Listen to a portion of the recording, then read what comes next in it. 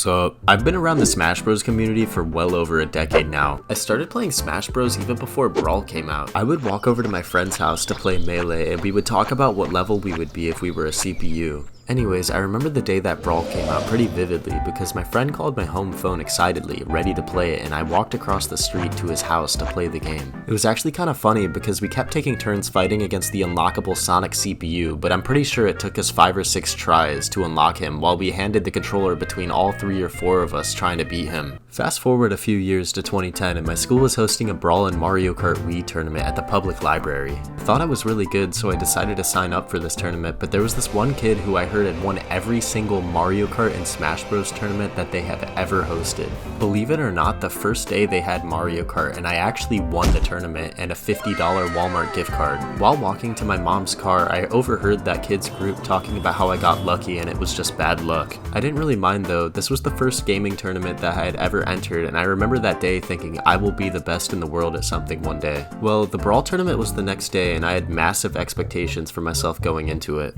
In Brawl, I was a Fox player because I thought Fox looked the coolest and was really fast. I went 0-2.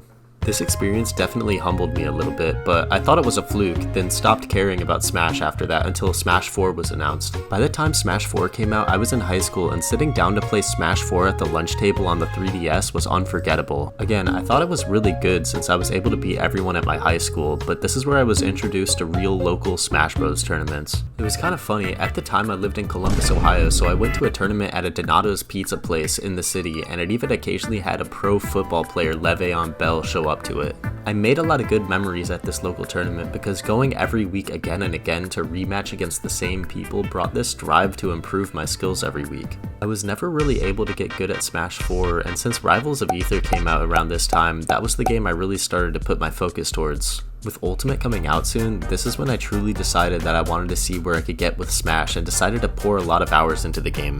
When the game came out, I went to 2 local tournaments every week starting out. The first one was the same Donato's Pizza tournament, and another one was called the Game Arena. This was my first introduction to truly big Smash tournaments, with the weekly entrants hitting 80 to even 100 entrants each week at the start of Ultimate. With my several years of experience at this point, I was able to be one of the better players at this tournament, although I was usually in the top 16 with the occasional top 8 here and there.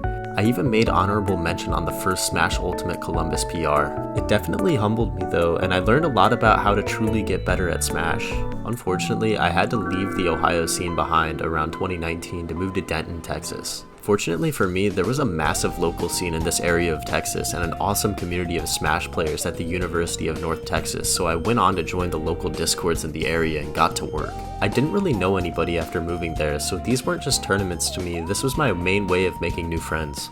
Looking back at it, I may have put too much effort into these tournaments as I was attending 4 or 5 tournaments a week at some point. This is where I feel like I really started to make some improvements in my gameplay to the point that I was starting to be a solid player, although admittedly still far from the best in my local scene. I traveled to a few tournaments in Houston and San Antonio and was able to take sets off several PR players, but never made it onto any Texas PRs myself. Unfortunately, when COVID hit, tournaments got shut down and I decided to focus in on Rivals of Aether since it had better online and I felt like I was making more progress in that game as opposed to Smash, and frankly I just enjoyed it more. Anyways, these 2 Smash communities were incredible to be a part of, and at the end of the day, I just want to encourage people to go out and join your local communities if you haven't already.